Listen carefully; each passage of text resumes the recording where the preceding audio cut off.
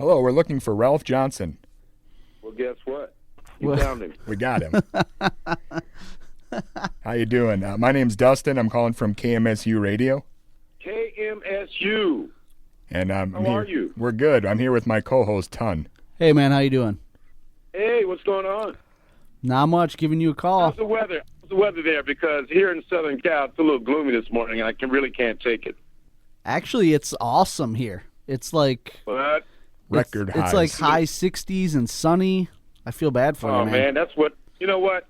We have something that kind of is really called the June gloom, although we're not in June yet, so it's a little early. But this burns off, this layer that we get in the morning. So this is going to burn off, and I'm hoping by noon we'll have some sunshine, which is usually what happens. How are you guys doing? We're excellent. Perfect. I'm up this morning waiting on you to call, and you have. I'm sipping my green tea, and let it begin. All right, sounds good. Well, we'll get started here with a few questions, if you don't mind. Basically, let's start off at the beginning. When did you start playing the drums? How did you get into it? Well, you know, I took my first drum lesson at 8 years old here in Los Angeles, and because that's where I'm born and raised. And then I auditioned. I played for bands and stuff, as we all did throughout junior high school and high school. And then I auditioned for Earth, Wind & Fire in 1971 as a drummer, and then that was December of 71. And then by July of 72, Clive Davis had flown us to London to present us to the other labels and to present us to the rest of CBS, and it kind of went on from there. When you guys were first around, it seems like everything you guys put out or everything you touched was just instantly like number one. Were you guys really surprised by the early success that you guys had? Well, you know what? I think what surprised us most was that we didn't think we'd be getting so much hands-on attention early on from Clive Davis, but Clive was very, very hands-on, and so everything we put out there just kind of went, so we're very thankful for Clive because he was definitely watching over us. Now, you guys, you got a huge band. You're traveling with a ton of people, elaborate shows and everything. Is it pretty difficult to kind of handle all that, like put that big production together over and over?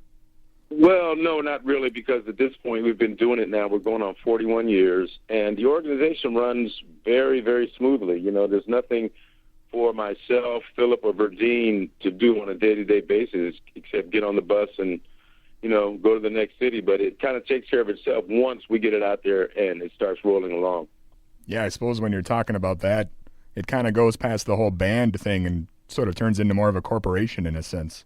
There you go. I mean, we have a production manager that's in charge of keeping the trucks rolling and making sure that by the time we roll into the next city, everything is set up and ready to go. So, no, actually, I tell you, man, there are no hiccups in what we do. Year after year just runs very smoothly once we get out there. Well, when you guys were playing those early shows, I know one in particular you guys played at the California Jam. Is that right? Yes, that would be correct. Yes, what a setting that was. Yeah, is that just, was it like 250,000 some people? Or, I mean... I think it may have been closer to 300,000 people in the Ontario Motor Speedway. This was around 74, 75, I believe, and, man, that was quite an event, I think I remember seeing, Emerson, Lake and Palmer were there, and Seals and Crofts, and Black Oak, Arkansas, and it was a whole thing going on that night, trust me. Yeah, that was an interesting. I think even Black Sabbath played on that. That was an interesting mix. Right. Yeah, I think you're right. Absolutely. Yeah. It was quite a lineup, and I think ABC wound up televising the whole thing on their in-concert series. Well, around that time, do you think there was anybody as big as you guys, as far as I don't know if you'd call yourselves a funk group, but that kind of musical style? Actually, there were a lot of groups that were happening at that moment that were funk groups, and they were getting a lot of airplay. I mean, you could talk about the Commodores, you could talk about Kool and the Gang, you could talk about War. So there were Ohio Players. There were quite a few groups at that period that were coming on. Do you feel like you guys kind of paved the way for a lot of those groups to have that success? Well, you know what? I can't say that we paved the way for those groups because we were all kind of coming up at the same time, certainly we've outlasted those groups in terms of our popularity and our selling power. But I can't say that we paved the way, but there were some people that paved the way for us, people like Sly and the Family Stone and James Brown and people like that, you know. Yeah. Well, one thing I don't know if you're embarrassed by this, probably not, because one of your biggest hits came from this, but we're really big fans of the film Sgt. Pepper's Lonely Hearts Club Band. Oh, my, the movie that never was. Yeah, what was it like being in that movie? It was actually kind of fun. You know, it was us and, Aerosmith, Billy Preston, George Burns. I think Tina Turner was in there as the Acid Queen, and it was a fun thing to do. But the movie itself absolutely flopped. But we wound up with the hit because we covered Got to Get You Into My Life, which was a big hit for us, which we still do in our shows today. Yeah, it's almost gotten to the point now where sometimes you forget that was a Beatles song and you kind of attribute it to you guys. Yeah. And it was a great song when the Beatles, certainly when they recorded it, but we kind of put a different little, spin on it, and people dug it. And so, like I said, still today we do it in our shows. Well, as you said, you guys have outlasted all of your peers, and you made it into the Rock and Roll Hall of Fame. What does that feel like to be part of the Hall? Well, certainly when you get into this thing, first off, you're not getting into it for awards and accolades. You just want to be in a band that's happening, So that was a great moment for us. We were part of the first class of the new millennium. We were part of the class of 2000, and it was a cool moment. A lot of great people there that night. I remember seeing Ray Charles. I remember seeing Paul McCartney. And it was a fun night that night, and we're very honored. Awesome. Well, one thing we noticed in the last, I'd say 10 years or so, you guys seem to tour a lot with the band Chicago. Yeah, we've done I think four tours with Chicago, and it's a very, very successful package. The reason it's so successful is that, first off, you have two great bands that are established, but you have two great bands with great songbooks. Also, you have two great bands that have horns. So when we combine all that together on stage, it's very, very, very powerful. So we enjoy touring with Chicago. They in turn, enjoy touring with us. It's a great package. And perhaps at some point in the future, we'll get together and do it just one more time. Yeah, how did that come about? Are you just friends with them from back in the day, or how did that work? We're friends, and we ran across each other on the road. I think we were up in Portland somewhere, and myself and Verdine were walking out of a hotel, and there was Walt. And we started talking, and they said, "Man, why don't we do something? We try and put something together."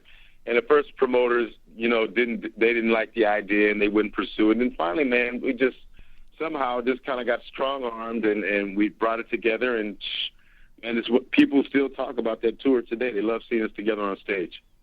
Awesome. Now, is it true that you're a dangerous man? Do you hold some black belts, or what's? Well, I do. Well, okay, since you want to go there. Yeah, I've studied the martial arts. I have 2 black belts. My first black belt I got in 1984, April 7th, 1984, in a style of karate known as Tong Sudo, which, if you've seen Chuck Norris, you've seen Tong Sudo. Then around 98, I started studying a style of Kung Fu known as San Soo, Sansoo. And I'm a second degree in that, so I enjoy my martial arts, but I also enjoy my tennis too. So, either way, it's about staying in shape. Renaissance man. That's what I say. Trying to keep it happening, trying to keep it moving along.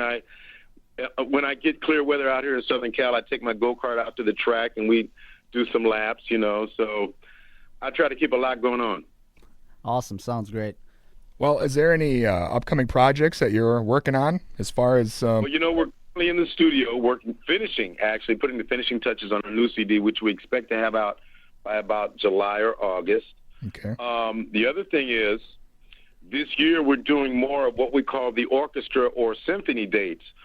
2 years ago, here in Los Angeles at the Hollywood Bowl, we did 2 sold-out nights with the Hollywood Bowl Orchestra. It was an incredible evening of music, and people seem to forget that when Maurice was in the studio producing these albums, that a lot of it was very big production, which did include strings. However, it's cost prohibitive to carry that kind of production on the road. So we will go into a city if it's an orchestra date and pick up a great orchestra. We just finished doing a few of those dates last week in Houston and in Dallas.